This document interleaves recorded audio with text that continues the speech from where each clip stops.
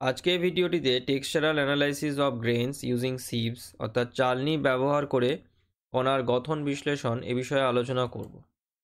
তো প্রথমে আমরা জানব এই চালনি ব্যবহার করে কণার গঠন বিশ্লেষণ বিষয়টি কি।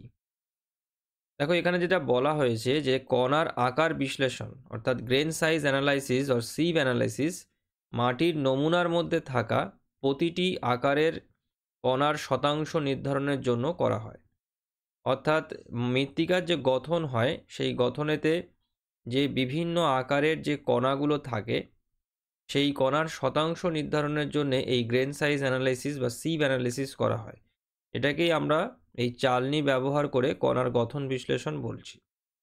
আর এর থেকে যে প্রাপ্ত তথ্য সেটার সাহায্যে এই মাটির শ্রেণীবিভাগ করতে এবং আচরণের পূর্বাভাস দিতে ব্যবহৃত হয়। অর্থাৎ মৃত্তিকাটি কী ধরনের, তার যে বৈশিষ্ট্য সেগুলোর সম্পর্কে আগে থেকে একটা প্রেডিকশান করতে কিন্তু এই অ্যানালিসিসটা করা হয়ে থাকে। আর এই কণার আকার বিশ্লেষণ বা গ্রেন সাইজ যে অ্যানালিসিস এটি 0.075 মিলিমিটার ব্যাসের বেশি মাটির কণার আকার বন্টন নির্ধারণ করতে ব্যবহৃত হয়। অর্থাৎ মৃত্তিকার গঠনে যে সমস্ত কণার আকার এই 0.075 মিলিমিটারের বেশি সেই সমস্ত মাটির কণার আকারের যে বন্টন সেটা করতেই কিন্তু এই পদ্ধতিটি ব্যবহার করা হয়ে থাকে। আর এই যে বিশ্লেষণটি, এই যে কণার গঠন বিশ্লেষণ, এটি দুটো পদ্ধতির মাধ্যমে সাধারণত করা হয়। একটা হচ্ছে শুষ্ক চালনি পদ্ধতি বা ড্রাই সিভিং, আর একটি হচ্ছে আর্দ্র চালনি পদ্ধতি বা ওয়েট সিভিং। তো ড্রাই চালনি মানে শুষ্ক চালনি পদ্ধতি কখন করা হয় না, 0.075 মিলিমিটার ব্যাসের চেয়ে বড় কণার আকারের জন্য এটি ব্যবহৃত হয়ে থাকে। অর্থাৎ মৃত্তিকার গঠনের যে সমস্ত কণার ব্যাস এই 0.075 মিলিমিটারের বেশি, সেক্ষেত্রে আমরা এই ড্রাই সিভিং বা শুষ্ক চালনি পদ্ধতি ব্যবহার করে বিশ্লেষণ করে থাকি। আর মৃত্তিকার গঠনের মধ্যে যখন হচ্ছে এই যে সমস্ত মৃত্তিকার কণার ব্যাস এই 0.075 মিলিমিটারের চেয়ে ছোট, সেক্ষেত্রে এই আর্দ্র চালনি পদ্ধতি বা ওয়েট সিভিং এই মেথডটি আমরা মানে ফলো করে থাকি। এবার দেখো যে এই মৃত্তিকার কণার মানে গঠন বিশ্লেষণের প্রধান যে উদ্দেশ্য, কী কারণেতে এই সিভ অ্যানালিসিস করা হয়ে থাকে। তো প্রথম যে উদ্দেশ্যটি সেটি হচ্ছে যে নমুনার মধ্যে, নমুনা বলতে এখানেতে মৃত্তিকার যে নমুনা সেটিকেই কিন্তু বলা হচ্ছে।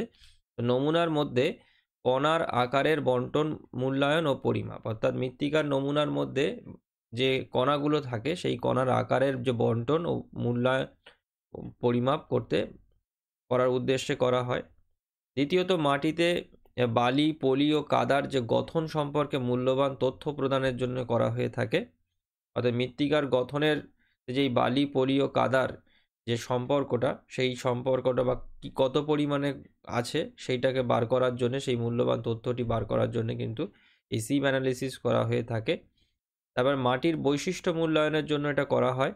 আর বিভিন্ন পরিস্থিতিতে মাটি কিভাবে আচরণ করবে তার ভবিষ্যৎবাণী বা তার একটা প্রেডিকশান করা হয়। আর মৃত্তিকার উপরে মানে মাটির উপরেতে আমরা বিভিন্ন রকম নির্মাণ কার্য বা বিভিন্নভাবে মাটিকে আমরা ব্যবহার করে থাকি। সেই জন্য বিভিন্ন পরিস্থিতিতে বিভিন্ন মাটি কিভাবে মানে বিভিন্ন পরিস্থিতিতে মাটি কিভাবে আচরণটা করবে, অর্থাৎ কি তার রূপটি হবে, সেটার আগে থাকতে একটা ভবিষ্যৎবাণী বা একটা প্রেডিকশান করার জন্য এই পদ্ধতিটি অনুসরণ করা হয়ে থাকে। এছাড়া আর কি আছে, যে নির্মাণ কার্য, কৃষি পদ্ধতি বা অন্যান্য প্রয়োগের বিষয়েতে জ্ঞাত সিদ্ধান্ত নিতেও কিন্তু এই কণার গঠন বিশ্লেষণ বা সিভ অ্যানালিসিস বা গ্রেন সাইজ অ্যানালিসিস কিন্তু করা হয়ে থাকে। তো এবার দেখো যে এই যে কণার গঠন বিশ্লেষণে ব্যবহৃত যন্ত্রপাতি, অর্থাৎ এই বিশ্লেষণ বা এই যে প্রক্রিয়াটি এটি সম্পন্ন করতে কি কি আমাদের যন্ত্রপাতি লাগে। তো দেখো একটি আবরণ সহ চালনির সেট, অর্থাৎ একটা সেট অফ সিভস মানে হচ্ছে চালনি, ঠিক আছে। তো মানে বেশ কতগুলো মানে বিভিন্ন মাপের ছিদ্রযুক্ত চালনি লাগে, যেটার মধ্যে দিয়ে এই মৃত্তিকার নমুনাটিকে প্রবেশ করানো হয়। তো সেটা আসছি আমি পরেতে। তো দেখো এই বিভিন্ন আবরণ সহ চালনির একটি সেট, মানে একটা সেট অফ সিভস লাগে এখানেতে। তারপরে মর্টার এবং পেস্টেল বা একটি যান্ত্রিক মাটি পালভারাইজার, অর্থাৎ এটা হচ্ছে দেখো যে একটা ওই হাতুড়ি বা হামানদিস্তা টাইপের একটা যন্ত্র লাগে, যেটার মাধ্যমেতে যে আমরা যে নমুনাটা মানে মৃত্তিকা যে নমুনাটা প্রস্তুত করা হয়, সেই নমুনার মধ্যে যদি বড় আকারের কোনো মাটির ডেলা থাকে তাহলে সেগুলোকে ভেঙে একদম সূক্ষ্ম মানে অতি সূক্ষ্ম কণাতে পরিণত করার জন্যে এই যন্ত্রটিকে ব্যবহার করা হয়ে থাকে। আর লাগে হচ্ছে তুলা যন্ত্র, মানে মাপ করার জন্যে তুলা যন্ত্র লাগে, এবং সেটি কিন্তু এই 0.1 গ্রাম সংবেদনশীল, মানে 0.1 গ্রামও পর্যন্ত মেপে দিতে পারবে এইরকম একটি সংবেদনশীল অতি অতি সংবেদনশীল একটি তুলা যন্ত্র বা পরিমাপ যন্ত্র কিন্তু আমাদের লাগবে। আর লাগে ওভেন। ওভেন মানে হচ্ছে মানে ওই মাইক্রো ওভেনের মতনই বলতে পারো, যেখানেতে ওই মাটির যে নমুনাটি সেই নমুনাটিকে যখন ওই ভেঙে মানে একদম অতি মানে এই যে পালভারাইজ করার পরেতে মানে ভেঙে একদম আম, মিহি আহ, যখন করে ফেলা হয়, তখন তার মধ্যে যে আর্দ্রতাটা থাকে সেইটাকে শুকনো করার জন্য এই ওভেন ব্যবহার করা হয়ে থাকে। এই ওভেনের মধ্যে দিয়ে যেরকমই মাইক্রো ওভেন হয় ঠিক ব্যাপারটা মানে খানিকটা দেখতে ঠিক ওই রকমই। তো সেই ওভেনের মধ্যে দিয়ে মৃত্তিকার যে নমুনাটি সেটিকে সম্পূর্ণ কিন্তু শুকনো করে ফেলা হয়, যাতে তার মধ্যে কোনো রকম আর্দ্রতা না থাকে। আর একটি হচ্ছে যান্ত্রিক চালনি শেকার, অর্থাৎ এই যে পরপর যে সেট অফ সিপস যেগুলো থাকে এই চালনিগুলোকে মানে পরপর বসিয়ে সে মানে বসিয়ে সেটাকে একটা শেকারের মাধ্যমে শেক করা হয়, মানে যে যেরকম তোমরা দেখেছো না যে বালি চালার সময় যেরকম চালনির মধ্যে দিয়ে সেটাকে নাড়াতে হয়, সেই নাড়ানোর কাজটা মানে এখানেতে যেহেতু নাড়ানোর কাজটা তো হাতে হবে না, তাই পরপর চালনিগুলোকে একটা যন্ত্রর মানে একটা শেকার যন্ত্রের উপর রেখে সেগুলোকে নাড়ানো হয়, যাতে ওই চালনির মধ্য দিয়ে মৃত্তিকার কণাগুলো ওপর থেকে নিচের দিকে যাতে প্রবেশ করতে পারে মানে চলে যেতে পারে সেই রকমভাবে। আর একটা ব্রাশ লাগে মানে চালনিগুলোকে পরিষ্কার করে নেওয়ার জন্য, যাতে তার মধ্যে কোনো ধুলোবালি না থাকে, অর্থাৎ মৃত্তিকার নমুনা ছাড়া যাতে আর অন্য কোনো রকম কোনো সাবস্ট্যান্স বা এলিমেন্ট যাতে না থাকে, সেই জন্য চালনিগুলো ব্যবহার করার আগে খুব ভালো করে ব্রাশ দিয়ে পরিষ্কার করে নিতে হয়। তো সেই জন্য একটি ব্রাশ লাগে। তো এই যন্ত্রপাতিগুলো লাগে। তারপরে দেখো এই যে কণার গঠন বিশ্লেষণের ধাপসমূহ, যেটা আর কি যেভাবে আমরা এটাকে করব। তো প্রথমে দেখো একটি ওভেনেতে শুকনো মাটির নমুনা প্রস্তুত করা, সবার ফার্স্টেতে আমাদের মাটির নমুনা প্রস্তুত করতে হবে, এবং নমুনাটি ওই পালভারাইজ করে অর্থাৎ সম্পূর্ণ গুঁড়ো করে ফেলতে হবে, এবং তার মধ্যে যাতে কোনো আর্দ্রতা অংশ না থাকে, জলীয় অংশ যাতে না থাকে, সেই জন্য সেটিকে ওভেনে শুকনো করে নিতে হবে। তারপর দেখো এই মর্টার ও পেস্টেল বা যান্ত্রিক পালভারাইজার ব্যবহার করে যতটা সম্ভব সূক্ষ্মভাবে মাটির নমুনাটা প্রস্তুত করা। তারপরে প্রায় 500 গ্রাম মাটির নমুনা তৈরি ও এর ভর নির্ধারণ করা, অর্থাৎ মেপে নিতে হবে মোটামুটি 500 গ্রাম মাটির নমুনা তৈরি করতে হবে, এবং এর ভরটাকেও ওই তুলা যন্ত্রের সাহায্যে মেপে রাখতে হবে। তারপরেতে দেখো বড় ছিদ্রের চালনিগুলিকে ছোট ছিদ্রের চালনির উপরে পরপর সাজিয়ে রাখা, অর্থাৎ যেহেতু সেট অফ সিপস মানে অনেক কটা চালনি পরপর সাজাতে হয়, তো সেই জন্যে দেখা যায় যে মানে সব থেকে মিহি যে চালনিটা থাকে সেই মিহি চালনিটা নিচে থাকে সবার নিচে, তারপরেতে তার থেকে আরেকটু বড়, তারপরে আরেকটু বড়, এরকমভাবে ছোট থেকে বড় মানে সব থেকে বড় ছিদ্রের যে চালনি সেটা হচ্ছে সবার ওপরে থাকে, এবং আস্তে আস্তে যত নিচের দিকে যাওয়া যায় তত চালনি মিহি হতে থাকে। তো এরকমভাবে 5-6টি বা 7টি চালনি প্রয়োজন অনুযায়ী আমাদের পরপর সাজিয়ে নিতে হয়। নিয়ে কী করতে হয়, এর মধ্য দিয়ে যাওয়া মাটির যে অবশিষ্ট অংশ সংগ্রহ করে শেষে চালনির নিচে একটি প্যান রাখা, অর্থাৎ সবার শেষেতে যে চালনিটা থাকে সেই চালনির নিচে একটা প্যান বসিয়ে দেওয়া হয়, যাতে একদম লাস্ট চালনিতে যে অবশিষ্ট মাটির অংশটি পড়বে সেটি যাতে আর নিচে না যেতে পারে, গেলে সেটা ওই প্যানেতে মানে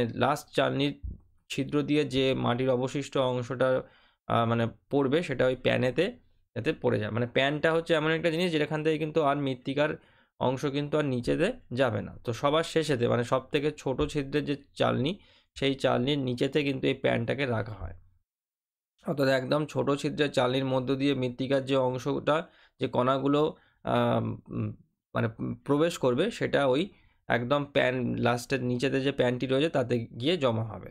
তো সেইটা আবার নিশ্চিত করা যে চালনিগুলি পরিষ্কার আছে, যদি মাটির কণা চালনির মধ্যে আটকে থাকে তাহলে একটি ব্রাশ ব্যবহার করে সেগুলিকে বের করা, অর্থাৎ এই পদ্ধতিটি করার আগে কিন্তু নিশ্চিত হতে হবে আমাদেরকে যে চালনিগুলি যেন পরিষ্কার থাকে, যাতে সহজে মৃত্তিকার কণাগুলো মানে বিভিন্ন আকারের মৃত্তিকার কণাগুলো এই বিভিন্ন মাপের যে চালনি যে ছিদ্রগুলো রয়েছে তার মধ্যে থেকে যাতে সহজে প্রবেশ করতে পারে। তারপরে দেখো প্যান এবং সমস্ত চালনিগুলি আলাদাভাবে ওজন করা, তো আলাদা আলাদা করে মানে পদ্ধতিটি শুরু করার আগে আলাদা আলাদাভাবে কিন্তু প্রত্যেকটি চালনি মানে সেট অফ সিপস যে কটা চালনি আমরা ব্যবহার করছি এবং তার সঙ্গে যে প্যানটা আমরা নিচে দিচ্ছি প্রত্যেকটারই কিন্তু আলাদা করে ওজন করা এবং সেটি কিন্তু লিখে রাখতে হবে। তারপরে সবার উপরে বড় ছিদ্রের চালনিতে মাটির নমুনা ঢেলে তাকে একটি ঢাকনা দিয়ে আটকে চালনি শেকারে স্ট্যাকটি রেখে 10 থেকে 15 মিনিটের জন্য শেক করা। অর্থাৎ সবার উপরেতে বড় ছিদ্রের চালনি থাকবে এবং সেই অনুপাতে আস্তে আস্তে নিচের দিকে কিন্তু ক্ষুদ্র ছিদ্রের চালনিগুলো থাকবে। তো বড় ছিদ্রের চালনিতে মৃত্তিকার ওই 500 গ্রাম নমুনা গুঁড়ো করা যে মৃত্তিকা সেই 500 গ্রাম নমুনা তাতে দিয়ে দিতে হবে এবং একটি ঢাকনা দিয়ে আটকে দিতে হবে এবং ওই যে শেকারটি রয়েছে যেটার মাধ্যমে এটাকে নাড়ানোর কাজটা হবে সেই শেকারের ওপরে পরপর চালনিগুলোকে বসিয়ে দিতে হবে এবং বসিয়ে দিয়ে শেকারটিকে 10 থেকে 15 মিনিটের জন্য মানে শেক করতে হবে। তো ওটা যান্ত্রিক মানে ওটা যেহেতু ইলেকট্রিকের মাধ্যমে চলে একটা টাইমার সেট করে দিলে 10 থেকে 15 মিনিটের জন্য ওটা শেক হয়ে গিয়ে অটোমেটিকলি ওটা বন্ধ হয়ে যাবে বা আমরা নিজেরাও সেটাকে বন্ধ করে দিতে পারি। তো সেটা হয়ে যাওয়ার পরেতে চালনি শেকার বন্ধ করে প্রতিটি চালনি এবং তাতে অবশিষ্ট মাটির ভর পরিমাপ করে নথিভুক্ত করা। অর্থাৎ প্রত্যেকটা চালনিতে যখন ওপর থেকে ওই মৃত্তিকাটা মানে শেক যখন করা হচ্ছে তখন যে মৃত্তিকার নমুনাটা যখন আস্তে আস্তে নিচের দিকে যখন যাবে প্রত্যেকটা চালনির মধ্যে যে সেট অফ সিপস যেটা রয়েছে সেই প্রত্যেকটা চালনির মধ্যে একটা নির্দিষ্ট অংশের মাটি কিন্তু মানে যেগুলো অবশিষ্ট থাকবে মানে প্রত্যেকটা চালনিতেই কিন্তু কিছু অংশ মাটি কিন্তু অবশিষ্ট হবে। তুলনামূলক বড় কণার যে মৃত্তিকা সেগুলো উপরের দিকে থাকবে এবং আস্তে আস্তে তুলনামূলক ক্ষুদ্র যে কণাগুলো সেগুলো কিন্তু একদম নিচের দিকে চলে যাবে এবং সবার শেষেতে যেটা একদম সব থেকে ক্ষুদ্র ছিদ্রের চালনি তার থেকে মানে গলে যাওয়া বা পাস করা যে মৃত্তিকার যে অংশটা মানে কণাগুলো সেগুলো কিন্তু এই প্যানেতে জমা হবে। তো চালনির শেকার বন্ধ করে দিয়ে কিন্তু প্রত্যেকটা চালনিকে কিন্তু মানে অবশিষ্ট মাটি সহ মানে প্রত্যেকটা চালনিতে যে মাটির থাকবে অবশিষ্ট সেইটা সহ কিন্তু ওজন করতে হবে এবং সেটাকেও কিন্তু নথিভুক্ত করতে হবে। এরমভাবেই কিন্তু এই পরপর ধাপগুলোকে মানে অনুসরণ করে এই কণার গঠন বিশ্লেষণ বা সিভ অ্যানালিসিস বা গ্রেন সাইজ অ্যানালিসিস এটা করা হয়ে থাকে। এরপর দেখো এই যে ফলাফলের যে উপস্থাপন অর্থাৎ প্রক্রিয়াটি সম্পূর্ণ শেষ করার পরেতে আমাদের কি করতে হয় না একটা ট্যাবুলার উপস্থাপন মানে ট্যাবুলার শিট আমাদের উপস্থাপন করতে হয় যাতে আমাদেরকে মানে একটা ক্যালকুলেশন টেবিল আমাদের করতে হয় যাতে আমাদের এই কিউমুলেটিভ পার্সেন্ট রিটেন আর পার্সেন্ট ফাইনার বার করতে হয় আর গ্রাফিক্যালি এই পার্টিকেল সাইজ ডিস্ট্রিবিউশন কার্ভের মাধ্যমেতেই রেজাল্টটাকে শো করতে হয়। তো এটার জন্য আমি একটি আলাদা ভিডিও আমি তৈরি করে দেবো, তাতে দেখাবো যে কিভাবে এই কিউমুলেটিভ পার্সেন্ট রিটেন ও পার্সেন্ট ফাইনার ক্যালকুলেট করতে হয় আর কিভাবে এই পার্টিকেল সাইজ ডিস্ট্রিবিউশন কার্ভ মানে আঁকতে হয়। তো এটার জন্য আমি একটা সেপারেট ভিডিও আমি করে দেবো, এই ভিডিওটার মধ্যে সেটা দিচ্ছি না, তো এটা আলাদাভাবেই আমি করে দেবো। এরপরেতে দেখো যে কণার গঠন বিশ্লেষণের বিভিন্ন ক্ষেত্রের প্রয়োগ কী কী ক্ষেত্রে এগুলোকে প্রয়োগ করা হয়ে থাকে। তো দেখো নির্মাণ কাজে, ভূতত্ত্ব, কৃষি, পরিবেশ বিজ্ঞানের বিভিন্ন ক্ষেত্রেতে কিন্তু এই মৃত্তিকার কণার গঠন বিশ্লেষণ কিন্তু বিশ্লেষণের যে ফলাফলটা সেই ফলাফলটাকে কাজে লাগিয়ে কিন্তু বিভিন্ন রকম কাজ কিন্তু করা হয়ে থাকে। যথেষ্ট গুরুত্বপূর্ণ এই ফলাফলটি। তারপরে দেখো যে এই কণার গঠন বিশ্লেষণের যে সুবিধা, কী কী সুবিধা আছে। তো এখানেতে মাটির প্রকৃতি ও প্রকৌশলগত গুণাবলী বোঝা যায়। তারপরে নির্মাণ ও কৃষিক্ষেত্রে কার্যকর পরিকল্পনা করা যায় আর বিভিন্ন রকম পরিবেশগত সমস্যার সমাধানেরও কিন্তু সহায়ক হয়। বিশেষ করে মৃত্তিকা সংক্রান্ত যে সমস্ত পরিবেশগত সমস্যা আছে, মৃত্তিকা ক্ষয় ইত্যাদি, সেই সমস্ত ক্ষেত্রেও কিন্তু এই কণার গঠন বিশ্লেষণের যে ফলাফল বা যে রেজাল্টটা সেটা কিন্তু কাজ সাহায্য করে থাকে। তারপর দেখো এই কণার গঠন বিশ্লেষণ বা এই যে সিভ অ্যানালিসিস বা গ্রেন সাইজ অ্যানালিসিসের এটার কিছু সীমাবদ্ধতা বা লিমিটেশন আছে। কি না, ছোট বা অতি ক্ষুদ্র কণাগুলি সঠিকভাবে পৃথক করা কিন্তু কঠিন, এটা একটা লিমিটেশন। দ্বিতীয়ত হচ্ছে বিশ্লেষণ প্রক্রিয়া সময় সাপেক্ষ হতে পারে আর তৃতীয়ত বৃহৎ পরিসরে নির্ভুলতা কম হতে পারে। তো এই তিনটে গুরুত্বপূর্ণ সীমাবদ্ধতা কিন্তু এই প্রক্রিয়াটার রয়েছে। আর সবশেষে যেটা যে কণার গঠন বিশ্লেষণ এই মাটির প্রকৃতি এবং বৈশিষ্ট্য বোঝার একটি গুরুত্বপূর্ণ পদ্ধতি। বিভিন্ন নির্মাণ কার্য, কৃষিক্ষেত্রে এবং পরিবেশগত ব্যবস্থাপনায় এটি অত্যন্ত গুরুত্বপূর্ণ একটি ভূমিকা পালন করে থাকে। তো আজকে ভিডিওটি আমি এখানেতেই শেষ করলাম। সবাই ভালো থেকো। Thank you.